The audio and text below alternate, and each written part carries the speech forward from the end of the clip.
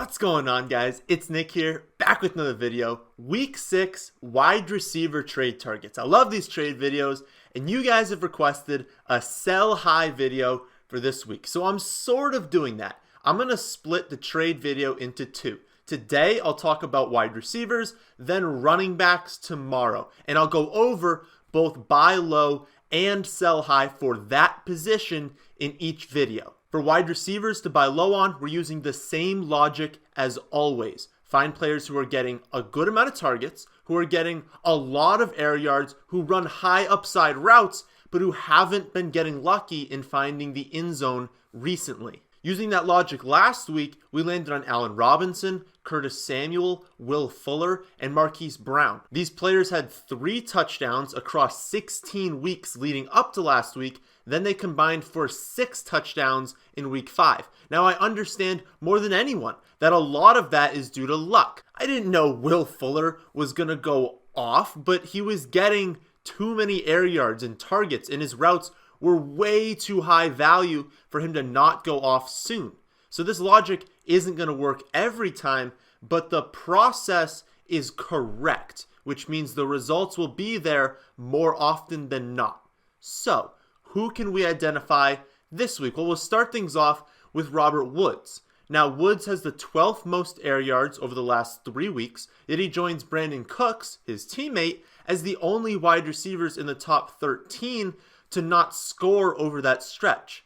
Cooks actually ranks as the bigger buy low, but he's in the concussion protocol as I'm recording this, and I'd be very hesitant about trading for players with a concussion. If he clears it, then I guess go ahead and trade for him if you're comfortable with it. But regardless, I'd be trading for Woods. He has the 1 spiked game in week 4, but he didn't even score in that one. And he ranks 5th among wide receivers with 47 targets on the season, but he's the only one in the top 17 that hasn't scored yet. The Rams are averaging the 6th most points per game this season at just under 30, and he's playing virtually every snap. So Woods is a solid mid to high end wide receiver too, yet he currently ranks as the wide receiver 27 because he hasn't scored yet. So I'd trade for him before he does. Next is Marquez Valdes-Scantling. He is the 9th most air yards over the last 3 weeks, and his 21 targets for 307 air yards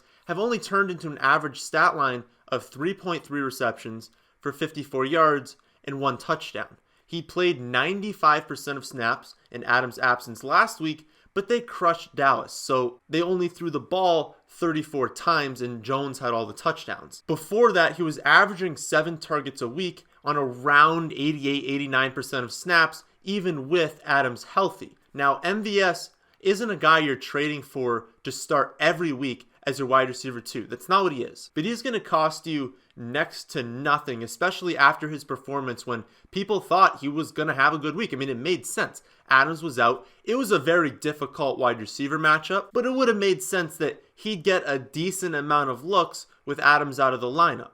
So after disappointing, his value is going to be a lot lower, so you can go trade for him as a nice fill-in piece. The bye weeks are here, which is unfortunate for people who haven't experienced it yet, but they're here, and injuries are going to start to happen. So you're going to need people to fill in as your wide receiver 3, as your second flex option that you feel comfortable with, and I think MVS has a nice enough target floor and a good enough upside in this offense to be worth trading for, especially since his upcoming schedule is much easier.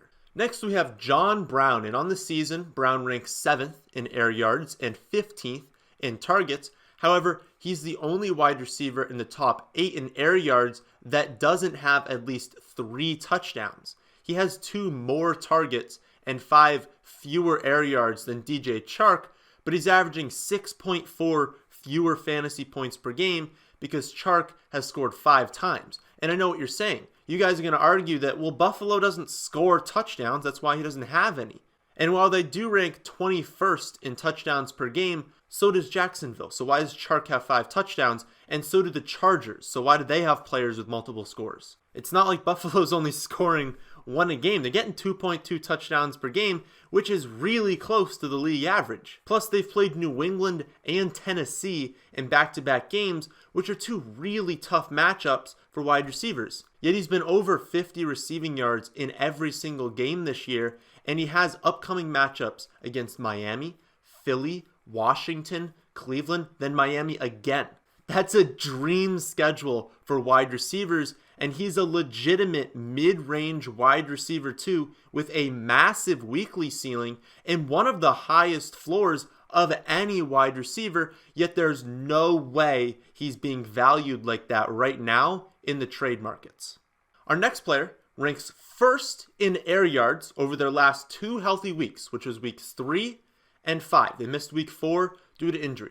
Who do you think that would be? Ranks first in the league in air yards. The answer is Mike Williams. I bet you did not see that coming. He's averaging 10 targets per game over his last 2 with 144 air yards per game. And if you look at his routes, then it's easy to see why he's getting a ton of air yards. These are extremely high value routes, and they're going to lead to some monster games. I was off on drafting Williams this season because his touchdown rate was obviously unsustainable. It's the easiest thing anyone could have predicted, was that the touchdown rate was going to plummet. But he's not going to stay at 0 for the entire season, and his metrics indicate that he's gonna have a spiked week soon. Look at where Will Fuller's routes were before he exploded. He was only getting 4 to 5 receptions a game, and he wasn't hitting on anything really deep, but he was getting a good amount of deep targets, so it was only a matter of time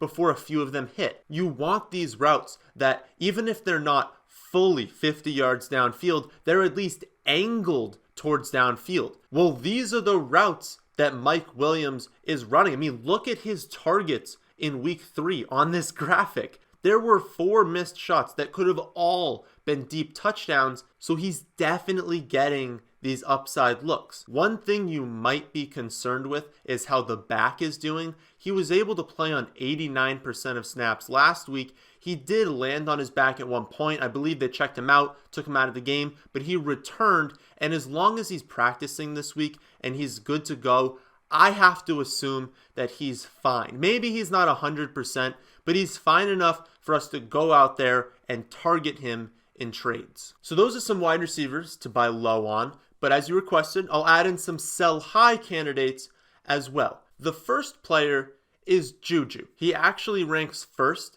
by a wide margin in this week's sell high model, which again, you can see at our website, thefantasyfootballadvice.com. But Juju has played 3 full weeks now without Big Ben. He's averaging 14 full PPR points per game in those weeks, but that's in large part due to the 2 touchdowns. He's only averaging 6 targets and 37 air yards per game, which doesn't really leave him with a whole lot of room for upside. Mason Rudolph also ranks 30th in yards per attempt behind Chase Daniel and Teddy Bridgewater, and PFF has him with the 44th best pass grade among quarterbacks. People will still place a high value on him because he's Juju, because he's a really good wide receiver, and because he's scored in 2 of the last 3 weeks with Rudolph. But the outlook is not good. So I'd absolutely be looking to move on from him. If you can get anywhere near, I'll say mid to high end 2, if you're getting high end wide receiver 2 value for Juju, you need to absolutely take that, because I really just don't see how he can produce that sort of value for the rest of the season with how Rudolph is playing and how this offense is running. Next, we have Adam Thielen, and last week was probably the easiest blow-up spot I've ever seen. Whenever a quarterback publicly apologizes to his wide receiver, not only publicly apologizes, but brings him on his own podcast to say, "I'm sorry for not throwing you the football. I'm going to do it this week." And he's playing a terrible defense in a game that's going to be easy for them to win.